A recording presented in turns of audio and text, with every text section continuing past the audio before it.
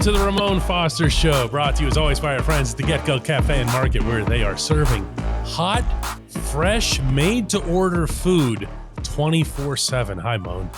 Hey, DK, back from the shadows. Feeling great, Lewis. I have no complaints whatsoever. In fact, I'm pumped up for a whole bunch of things this week, not least of which is that Steelers OTAs start tomorrow on the South Side. I know that Steelers and OTAs is the kind of thing that for players is kind of like cringy and whatever, but at the same time, man, for those of us who are observing the team and with everything that's going on right now and quarterbacks, it can't be any more exciting, can it? No, it can't, man. It's a lot of questions. It's a lot of storylines surrounding this one. And like you said, you got the marquee position. We're not talking about center. No, we're not talking about an outside linebacker that they always get on the Steelers defense. We're talking about the quarterback position in over 20 years or at 20 years that we've never had to discuss this, DK. It's crazy. It's crazy. It feels so weird. And can I say this too? And a lot of people won't agree with what I'm going to say, but as far as overall pedigree and competition of it all very solid. All NFL quarterbacks. I know Mitch has had the roundabout. No, Mason's had his opportunity, but they'll all be on an NFL roster is what I'm saying. And not just that can play and have played except for Kenny. Well, let's get to that because I know that there's a feeling that Mitch Trubisky is going to be like kind of the default guy. Do you know what I mean? Like there has to be a default. You don't ever enter any competition at any position without presuming, okay, it's not totally 50-50, right? Yeah, right. It's not. With that, and that's the good part about OTAs, although we shouldn't read into all of it, but the answers as far as what we don't know, we will see on the NFL level. We know at Pitt, Kenny Pickett was a guy that was able to thread the needle, so much so that he and his wide receiver, who's now at USC, had a phenomenal season. Had the best wide receiver in all of college football, according to the award. Am I correct on that? Yes. Yeah, Blitnikoff, yep. The Jordan Blitnikoff. Addison, yep. He's gotten that, and Kenny went he was a first round draft pick, a Heisman finalist, all of those things. Kenny has done a lot of those things, but has he done it on the NFL level? No. We'll figure out, at least as far as OTAs goes, is he able to make those passes that he was doing in college? And this is the other side of it too. How frustrated will he get if that defense, which is always good in OTAs, because it's easier to install a defense than it is an offense in springtime ball. And you got some veteran guys on the back end of this thing. And I'll say this too, as far as the defensive coordinator, he's not going to take it easy. If you get an opportunity to get the franchise quarterback, you knock them down early. So Kenny Pickett is going to have his foot to the flames very soon in the OTAs. Okay, well, hang on a second. Just to clarify, because I know what you mean, but everybody else might not. You're not knocking down quarterbacks in OTAs. So that's not what Ramon means. No. He means knocking them down mentally. And he means, and when he's talking about the defense, he's talking about guys are free to perform aggressively in coverage, which they are. The best battles, arguably the only battles that take place on an OTA field, are between wide receivers and the people covering them. And as a result, the quarterback feels a little bit more pressure to maybe really, really thread that needle or to just put the right timing and touch on that deep ball, especially the deep ball, though. Am I right, Ramon? Yes. And I'll say this, it's the other side of it. So going across the middle, making those passes across the middle. Well, they'll drop an athletic defensive lineman where you'll have TJ in coverage, where you'll have a guy like Alex Highsmith that's able to get in and cover your tight end on his side of the field. So the complex side of defenses is what I'm saying as far as being able to knock Kenny down. Is it when he gets his reps. And again, it's no harm, no foul at this time of the year, but you are going to get dogged when it comes down to, hey, let's light them up today, y'all. And you know who's number one suspect as far as trying to light Kenny Pickett up? Coach Tomlin. Yeah, I was going to say, the head coach loves to see it.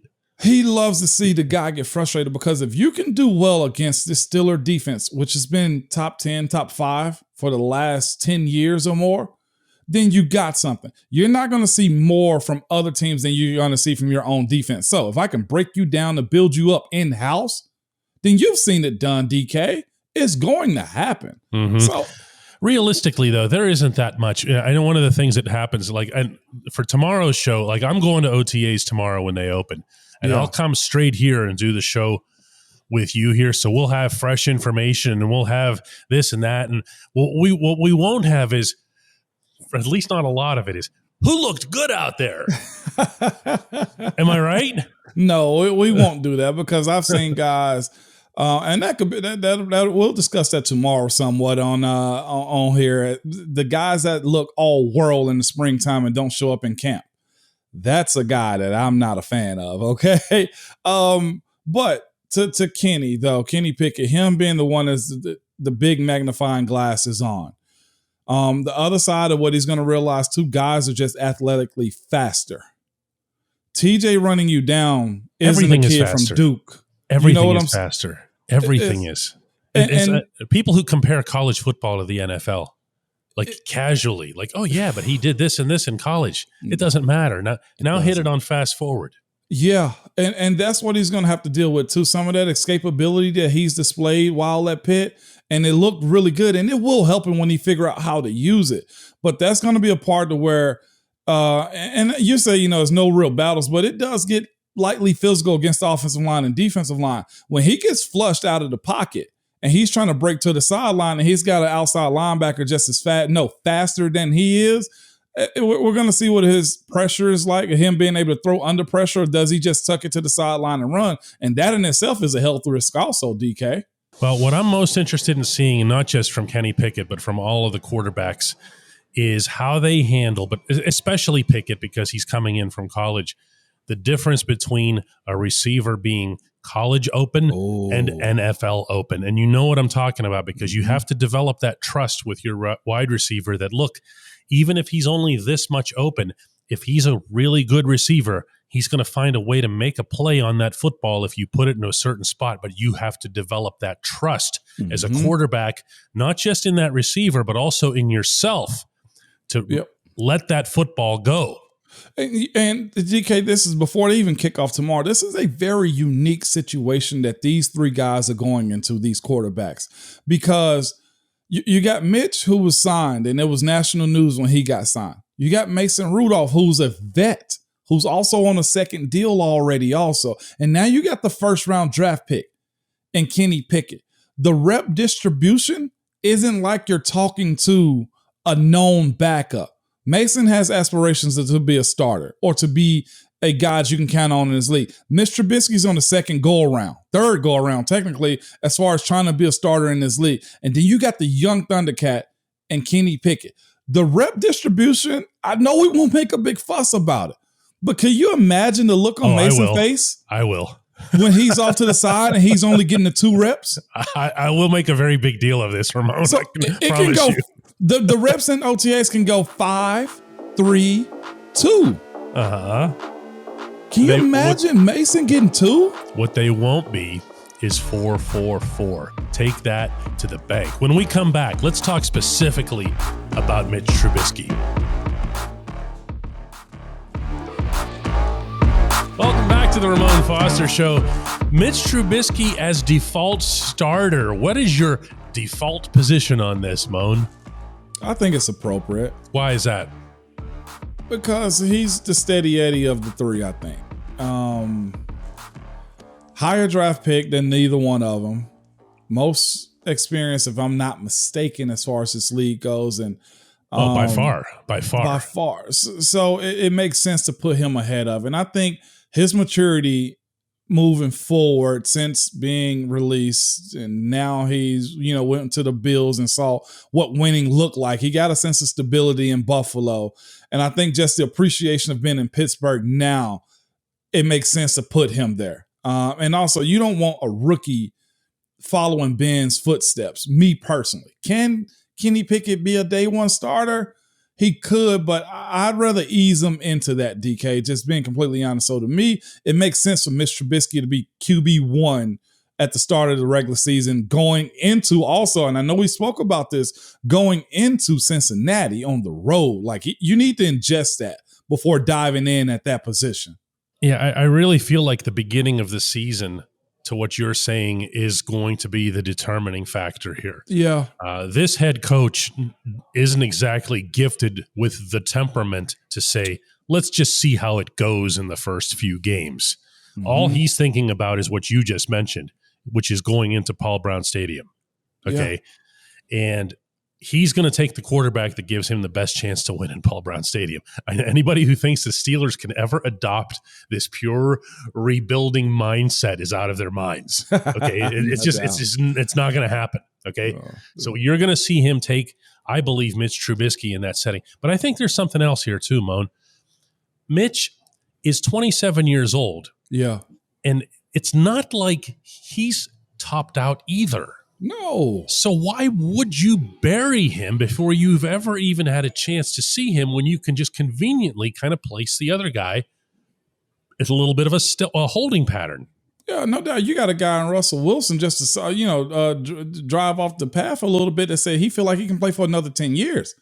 And he's 32. We got a guy in Mitch Trubisky is 27. Technically, he's just getting started as far as an NFL quarterback goes. And like you said, the hostility of what these first 4 weeks of the season is going to be. Cincinnati's defense is pretty good last year. At New England, they can't wait to pick apart a young guy.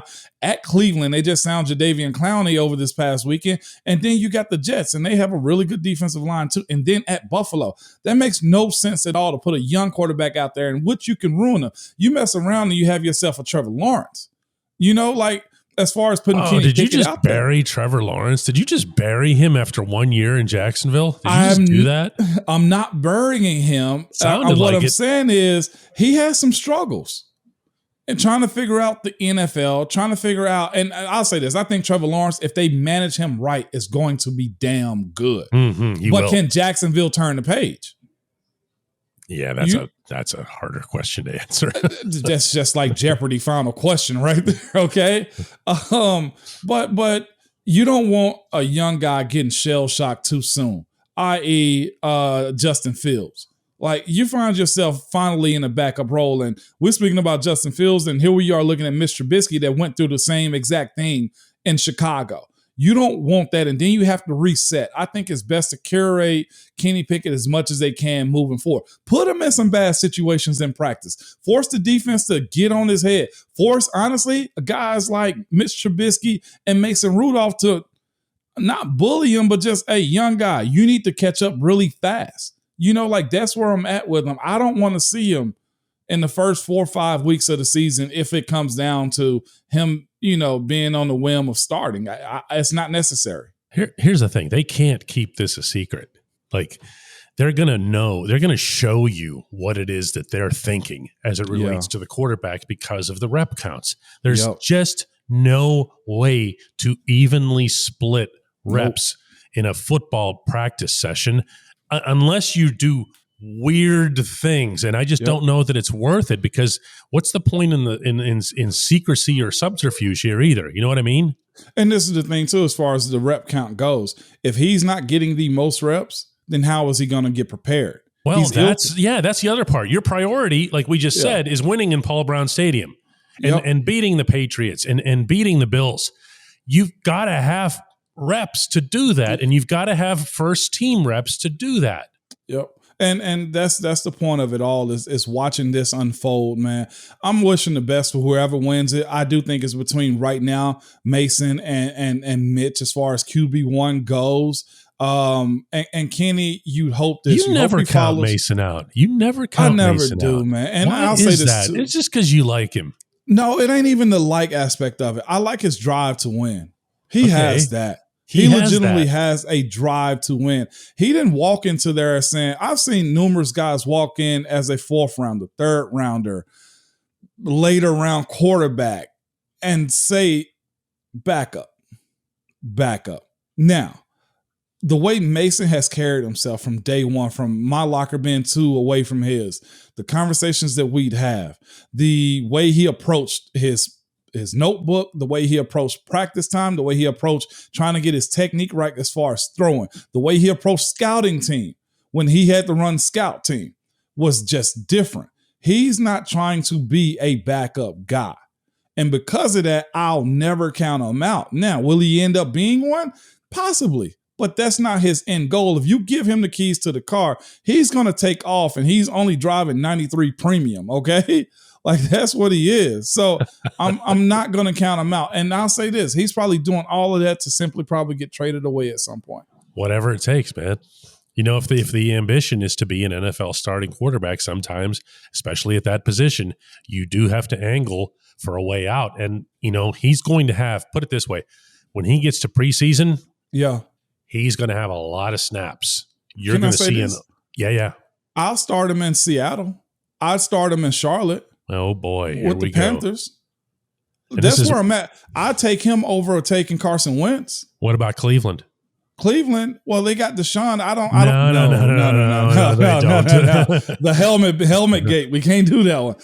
Not in Cleveland. But there are some teams that got some less than guys. I put him in front of Zach Wilson in New York right now. There we go. See, Mason's going to find work.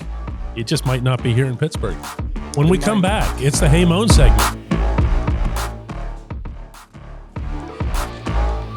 Welcome back to the Ramon Foster Show. It's time for our Hey Mon segment, and today's comes from Sheldon Holsopple, who asks, Hey Mon, pregame ritual or meal, something that you would do habitually before a game. And I'm going to add into that, was it different whether it was a night game or a day game? Yeah, pregame ritual. Mine it always did, no matter what, was I put right on it first, like right sock, right pant leg, right shoulder, shoulder pads. It was always that, man. Always when my mom passed, I always taped up and I wrote, her death date and RIP mom on all of my gloves. Some people have gotten my gloves too, by the way. I don't know how they got them, but I've seen it. On the way to tell them they're mine is you'll see me. I've written something on my gloves. Another ritual as far as food goes, breakfast. I was mostly eggs because of protein. Like I get an omelet, some toast or something like that is what I always did because eggs aren't super heavy. Get them in, get them out. I was never like a steak guy. You know what I'm saying? Even though I remember being younger and watching, I guess when the NFL first started doing like the behind the scenes and it was Deion Sanders at his house when he was playing for the Cowboys and he eat good, feel good, play good, and whatever it was he was saying, but he was eating like steak before the game and no way I could do that because it just holds on to you, man. That's it. It sticks to the ribs. It does, but I needed something where I could just, okay, I've eaten, I'm fed well, but I don't need to be full. And that's just where I was. And another thing is, in every competition that I did was anytime the game was about to start, I'd use the restroom like maybe 8 times before the game. I'm talking about just go. And I do the same thing now when I work out. Like I just got to, I don't know what nervous tick it is. This is great. This is the content people come here for. No, but it wasn't just me. I'm telling you, stadium restrooms and locker rooms are very busy before the game. They're built well, okay? Because guys out of just always using the restroom beforehand. It's got to be the nerves, DK. It has to be. Well, at my pathetic little amateur level of sports participation, I also was very, very active in the restroom beforehand. And I think it's just, it's nerves. You're all wound up. I'd like to know as fans, do y'all use the restroom a lot, like before the kickoff of the game? Like the nerves of it? Like I'm talking about 8-10 times before kickoff. I'm in the restroom. I think they're using them for different reasons because they've been out on those parking lots for about 6-7 hours, twirling pigs and chugging brew. And no doubt.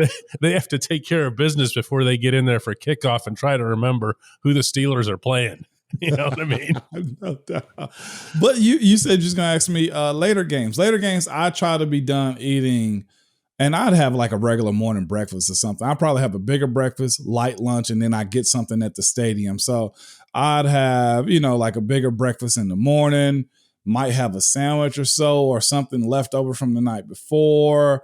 And then I get something light before kickoff was, and it'd be usually fluids, Gatorades, water, stuff like that, just to keep me going. The bars that we would have in the locker room, bananas, apples, like it'd be that before kickoff.